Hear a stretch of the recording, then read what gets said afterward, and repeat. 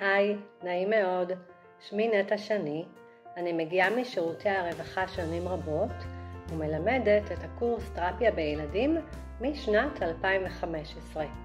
בשנתיים האחרונות הקורס מועבר יחד עם מירב שושנה לניאדו שמגיעה ממשרד החינוך, ומצאנו שחינוך ורווחה זו נוסחה מנצחת.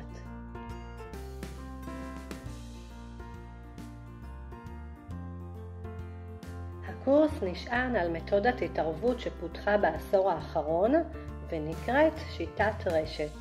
השיטה מעניקה לכם הבנה עמוקה לפי 3 שלבים.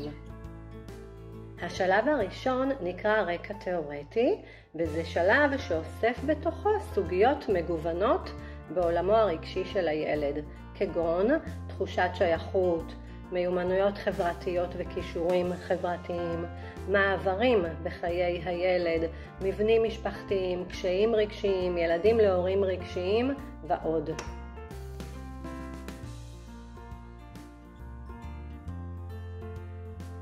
השלב השני הוא יציאה לשטח, יציאה לשדה הטיפולי, שזה למעשה הפרקטיקום. בפרקטיקום אתם תלוו ילד או ילדה למשך 6 מפגשים בהדרכה אישית ומותאמת שלי ושל מירב לאורך כל התהליך, משלב הכרת הטפסים, הכנה לקראת מפגש הורים, הכנה לקראת מפגש ילד וכל מה שהפרקטיקום מביא איתו. בשלב השלישי אנחנו בעצם נבנה תוכנית התערבות מתוך כל הסוגיות שזיהינו בשלב הפרקטיקום. השלב הזה הוא גם מקנה לנו אפשרות להציץ לתובנות שאנחנו מגלים בעצמנו כאנשי מקצוע. כי לצד הפרקטיקום ולאורך הפרקטיקום אנחנו נגלה כל מיני אתגרים שנתקלנו, וזה השלב שבו אנחנו נפתח את הזהות המקצועית שלנו, שלב אחרי שלב. כאמור, הקורס בנוי מתיאוריה ופרקטיקה, וכמובן שאנחנו מבינים שילדים זקוקים לכלים עוקפי מלל כדי להביא את עצמם לידי ביטוי ולהביע את עצמם. ולכן אנחנו נכיר מגוון כלים השלכתיים, כמו אבחון ציורים, סיפור ככלי השלכתי, חשיבה תוצאתית, חשיבה חיובית, הכלים מתוך ה-CBT וה-NLP, ויש למה לצפות.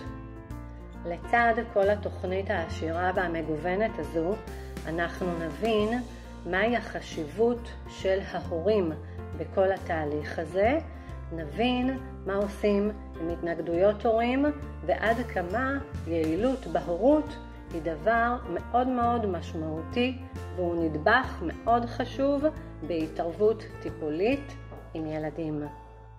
סטודנטים רבים מאוד שסיימו את הקורס תרפיה בילדים עובדים במגוון תפקידים במשק, כגון קליניקות פרטיות, תוכניות ייחודיות שיש במשרד הרווחה ובשירותי הרווחה ברשויות המקומיות, במשרד החינוך, במועדוניות טיפוליות, במתנסים, ויש הרבה אופציות ואפשרויות. והרבה מתוך מדדי ההצלחה של הקורס זה מידת היצירתיות שלנו והנכונות שלנו לקחת את התעודה ואת כל מה שקיבלנו בקורס ולצאת לשטח.